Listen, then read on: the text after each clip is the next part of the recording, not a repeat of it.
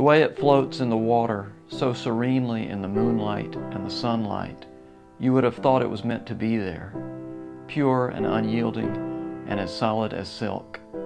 She floats there, a mystery as deep as the moon and the mind of God.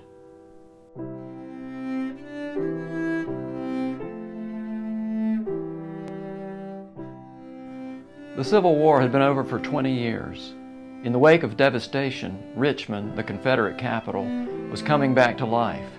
Hotels, factories, and other businesses were springing up.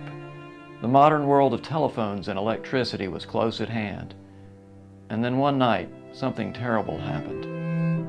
The next day, workers found the body of a young woman floating in the city's reservoir. She was pregnant. Investigators at first suspected suicide, but a closer examination revealed signs of foul play. The search for a possible killer was on. For months, the city and ultimately the nation would follow this tragic story as one curious clue led to another. A watch key, a red shawl, a torn note. I wanted to find out what had happened and why. And beyond that, I wanted to live for a while in that time and place. I had a couple of decades of writing under my belt, and when I encountered this story, I felt as if it had been waiting for me.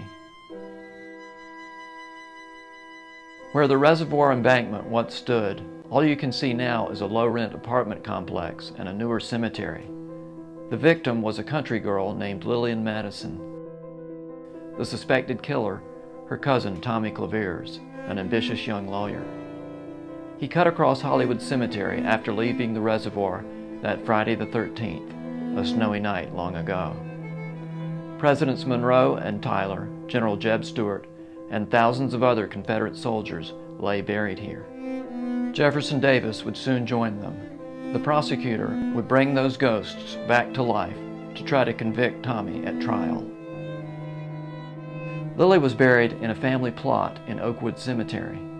I had to go to some trouble to find her grave, but once I did, I felt even more bound to tell her story.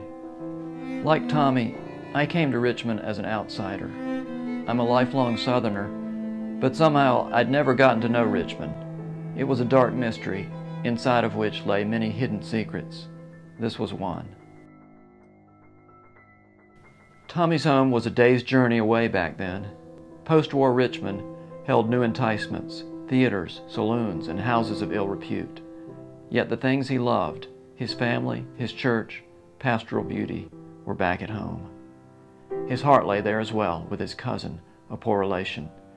His brother was in love with the same girl, and so a tragedy unfolded.